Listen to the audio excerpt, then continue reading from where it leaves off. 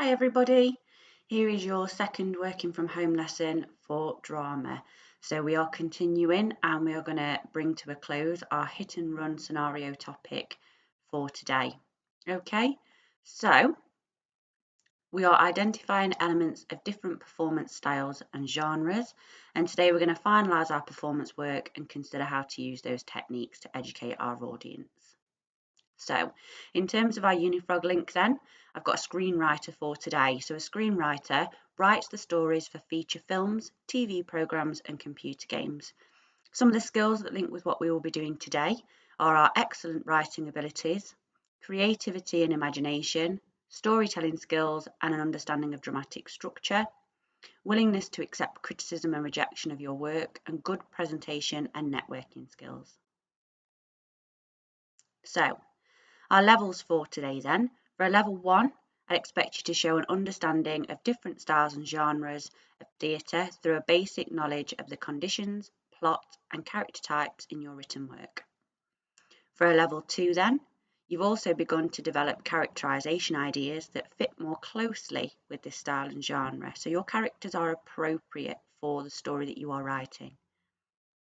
For a level 3, your characterisation ideas, your work and the skills in your work are confident and completely appropriate, so they all make sense.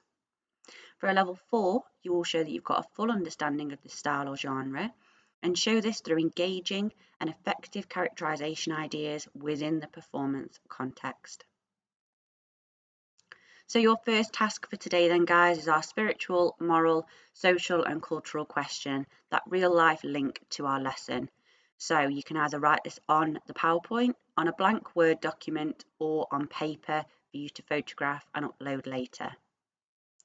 When you create your final piece, what do you want your audience to understand?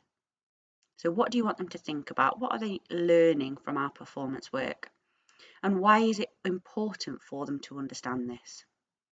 If you want to put me on pause right now and answer that question and then restart the video after, that's fine. Okay, this is just really for your information based off our quiz from last week. So you should remember how many points you got for that quiz. And I do pre-apologise because some of the classes that we had earlier in the week, there was a slight issue with the quiz. It had got a technical fault. So you may find that you remember you answered the question right, and I have updated your scores. So just take a look through that and remind yourself of the learning that we did last week. Okay, so this is really just information that you need to read to help you complete the next task.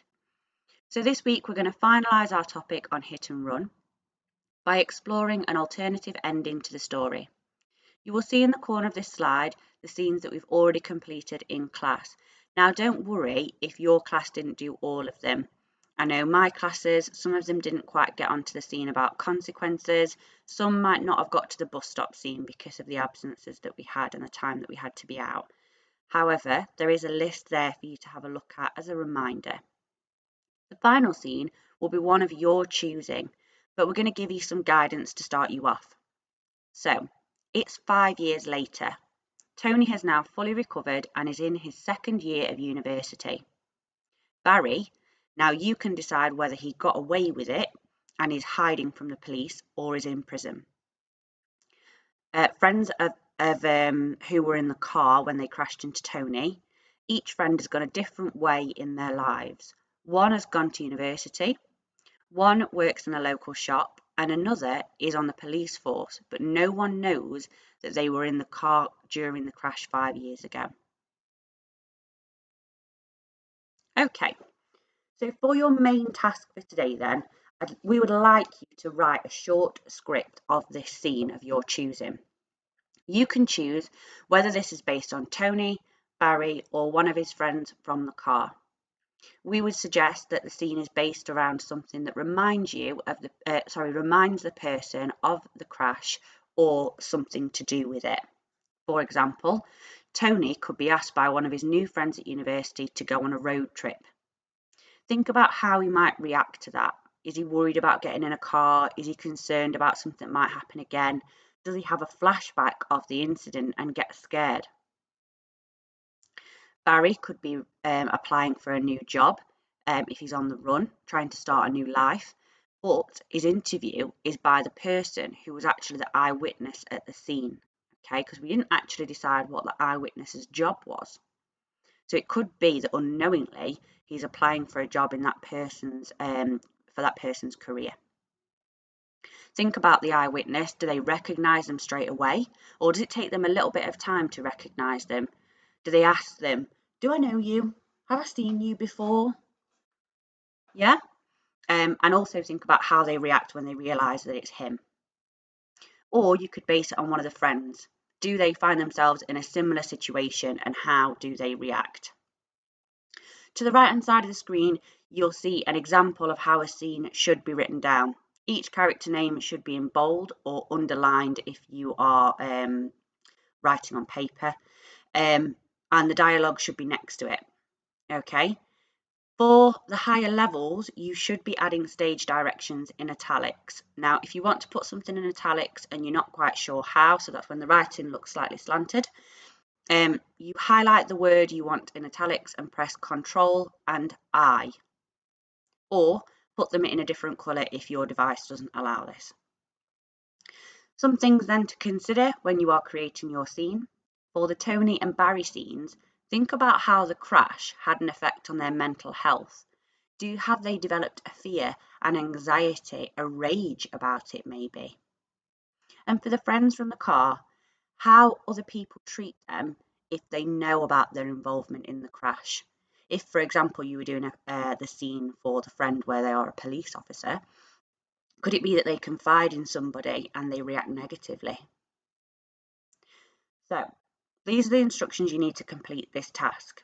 Just a little terminology reminder at the bottom there. Dialogue is what the characters will actually say to each other. And you'll notice that on the example from Act 1, page 9, in the right-hand corner of this screen, you'll see that there are 3 or 4 different characters there: Hobby, Salty, Gail, Parry, Teacher A. Remember, their names are in bold, and next to them is what they actually say out loud.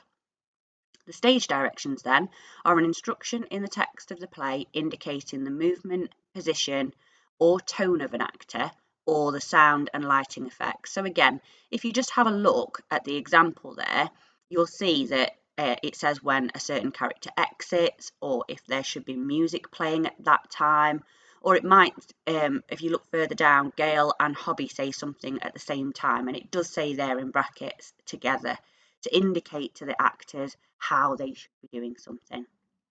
Okay, if you would like, you can take a few minutes now to complete that task. This should take you a little bit longer because it should be quite detailed, but it is a short scene. Okay, the extension task then. If you have completed your scene and you are happy with it, then you need to complete a pin marking assessment. So either on this PowerPoint, on paper, or on a separate Word document, complete the sentences.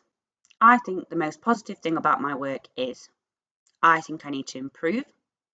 The next steps I will take to improve my work are, and the level I would give my work is. Now, to help you with this, you should go back to slide 2 because you do have a copy of the PowerPoint in your assignment, or you can skip back this video to have a look at the criteria. What levels should you be giving yourself? So have a look through them and think about which ones you fulfill.